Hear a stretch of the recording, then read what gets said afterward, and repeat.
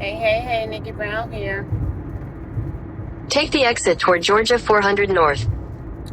When somebody shows you who they are, believe them the first time. That's a Maya Angelou quote. Yes, people can change if they want to. It usually takes something tragic to happen in order for people to want to change, though. People don't just normally change just because you want them to.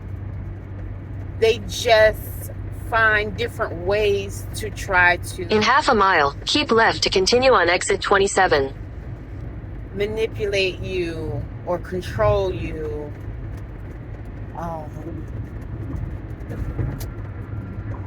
By belittling you or using sarcasm. Keep left to continue on exit 27.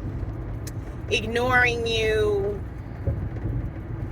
Different tactics. There are different tactics that people use because you've probably made them feel uncomfortable. And Keep right at the fork. And you're not behaving the way that they would behave or the way that they want you to behave, or you don't do or say the things that they're used to. Keep left at the fork. And so they'll say things like, I thought you were going to do so-and-so and such and such. And they may say it's so sweet and so pleasant. I thought you, knowing that you never even had this conversation. And if you try to deny it, they'll make you seem like you're crazy, which is called gaslighting. Like, I thought you said you were going to do the dishes. Knowing, again, you never said anything about doing the dishes. I'm just using that one thing as an example, right? Whatever the topic is, you never said anything about that. That's manipulation. And you may not know exactly what's going on, or what this person is attempting to do, but you know how it makes you feel. And you know in your heart of hearts you didn't do or say something, and this person is trying to convince you that you did. And they will do this over and over again.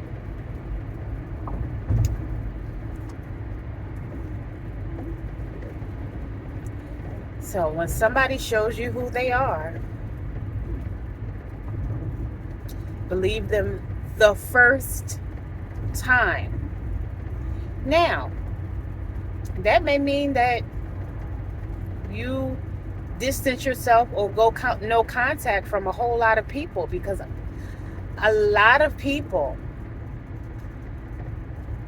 have narcissistic tendencies, psychopathic tendencies, sociopathic tendencies, a lot of people, because they've been so accustomed to behaving this way all their life. Their parents may have behaved this way, so they repeated their behavior. And people start to normalize these things, and they don't see anything wrong with it. And they say things like, everybody does it, but everybody doesn't do it.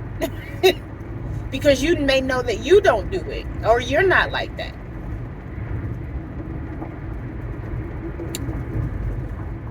So,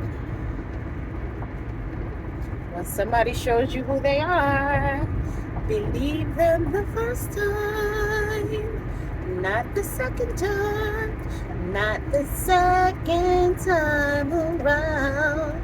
The first time. You hear that? The first time. Again, you may not know exactly what is going on, but you know how it makes you feel. And again, people will try to deny it and make you seem like you're crazy, or you don't know what you're talking about, or they didn't mean it like that way, or that wasn't their intention, because they're trying to pull you back in.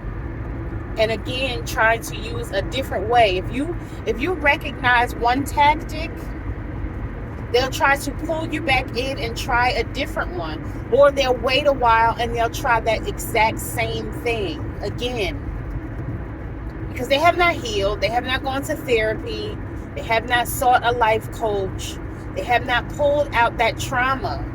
They just pushed it down and buried it down. And it's making them sick, mentally sick, emotionally sick. And mental and emotional sickness turns into physical illness. The mind is a powerful thing. We can use our mind to heal ourselves, and we can use our mind to make ourselves sick. And we don't even realize that we have that power. We think we're just supposed to go to the doctor and let the doctor give us a pill, when it's much deeper than that.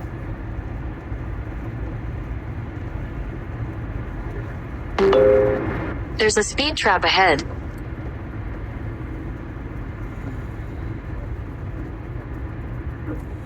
Anyway, that's all I wanted to say. When somebody shows you who they are, believe them the first time. You may not know exactly what they're trying to do, but you know how that person made you feel.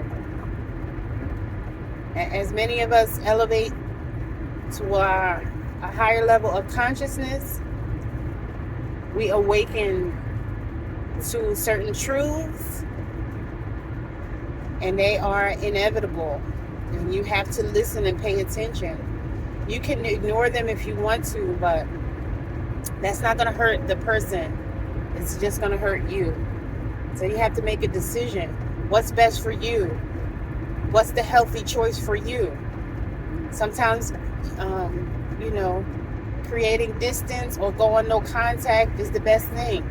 There are people who only gather with their family every 3 to 5 years because they're too toxic. And it's okay to admit that somebody that you're related to that's supposed to love on you doesn't make you feel There's good. a speed trap ahead.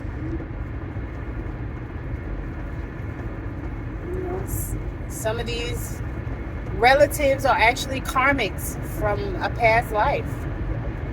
And they come into your life to create chaos, to keep you down, to keep you stuck, to make you toxic, so that you don't elevate to your higher level of consciousness.